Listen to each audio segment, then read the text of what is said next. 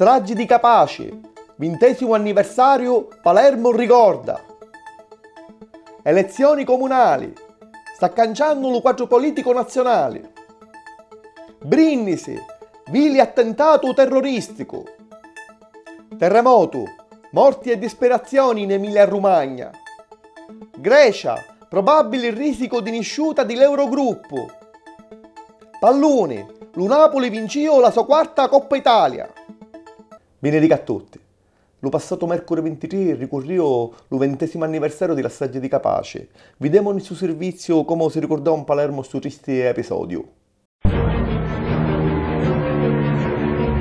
Passarono 20 anni del 23 di maio del 1992, quando le bombe delle mafiose fecero saltare in dall'aria le macchine dello giudice Giovanni Falcone e della sua scorta. Lo mercoledì 23 si ricordava la strage di Capaci. Umiliare agli studenti siciliani che di primo mattino se ne erano allo porto di Palermo per aspettare l'arrivo delle 2 navi della legalità, con chiossai dei 3.000 studenti di tutta Italia che gincherono insieme alle colleghe siciliane l'aula bunker di Lucciardone. Il presidente napolitano le esortava a dare, dopo il periodo degli studi, il suo contributo per rinnovare la politica e la società. La moglie di Paolo Borsellino, per mezzo di suo figlio Manfredi, ci fece avere una soliccia, un'altra cosa a domanda di conoscere i veri motivi della morte di suo marito. Di dopo pranzo 2 cortei arrivarono all'arbolo Falcone di via Notarbartolo e come tradizione alle 5:58 ore di lasciaggi si suonava lo silenzio. Di sera allo stadio Barbera la partita tra cantanti e magistrati. Tra tante altre manifestazioni che si tennero in diverse città, ne piace ricordare il memorial sportivo Giovanni Paolo e gli agenti di scorta, che si tenne allo stadio di Capaci al lato dell'autostrada dove succedeva la strage. Domenica 20 e lunedì 21 si tendono i ballottaggi per le elezioni dei sindaci tra poco di citate italiane. A Parma, Comacchio e Mira vincero i candidati del Movimento 5 Stelle, vera novità di selezione. A Genova ci fu l'attesa vittoria di Doria, dell'UPD. All'UPDL ci arrestano solo 3 capoluoghi di provincia. La Lega perdiò tutte e 7 i ballottaggi non era presente. In Sicilia, Girgenti, conferma di Zambuto e a Trapani vittoria di Damiano. In Palermo, forte successo di Orlando, con il 72,4%. Sabato 19 ci fu un attentato in una scuola di Brindisi. Una piccetta di 16 anni, Melissa Bassi, morì. Altri 4 restarono feruti. L'investigatori hanno un video dove si vede l'attentatore che ammacca lo bottone dello telecomando per fare scoppiare la bomba fatta con le bombole di gas. Il procuratore di Brindisi dichiarò che potesse essere un cristiano solo che organizzò l'attentato, ma con una volontà stragista. Lo risica ancora una volta è che quando cominciano proteste popolari come chi di Stiorna contro la crisi dello debito, le tasse e l'euro, arrivano puntuali gli attentati terroristici che poi portano a leggi che diminuiscono la possibilità di manifestare. Domenica, un forte terremoto di magnitudo 5,9 fece tremare il nord Italia. L'epicentro si registrava a 36 km a nord di Bologna e l'Emilia-Romagna fu la regione più danneggiata, dove ci furono tutte le 7 vittime, una cinquantina di feriti e danni gravi ai monumenti e agli edifici. Lo giorno 18 di maio, lo giornale Il Fatto Quotidiano scrisse che il commissario dell'UE allo commercio Karel de Gucht disse che la BCE e la Commissione europea stanno travagliando un piano di emergenza per gestire in maniera ordinata la nascita della Grecia dell'euro. Il premio Nobel per l'economia Paul Krugman dice che la dimostrazione che l'euro è possibile in uscire sin potesse portare a un attacco senza precedenti alle banche italiane e spagnole e che la BCE avesse accettare tassi di inflazione dello 3,4% per permettere così a paesi come l'Italia e la Spagna di nascere dalla depressione provocata dai piani di austerità e che la BCE avesse a dare un appoggio illimitato con finanziamento senza limiti. Lo giorno 22 di maio l'Istituto Nazionale di Statistica presentava un ritratto della situazione economica e sociale del paese. Tra le informazioni più importanti risulta che ci sono forti diseguaglianze tra lo nord e lo sud per quanto riguarda la povertà. Infatti, i dati dicono che nello sud 23 famiglie di 100 sono poveri, mentre nel nord il numero scende al 4,9%. L'Istat specifica i dati della povertà relativa riferendosi alla spesa media fatta dalle famiglie. Sta settimana si fece a Camp David il vertice dell'G8, dei paesi più industrializzati.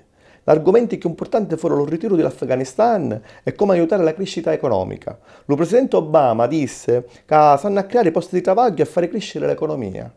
Il cammino è lungo, ma è possibile. A queste dichiarazioni risponderono indirettamente alcuni importanti economisti del calibro di Alan Parguez e del premio Nobel Paul Krugman, che sostengono che la crescita è impossibile, perché con una moneta come l'euro gli stati non possono spendere per aiutare l'economia.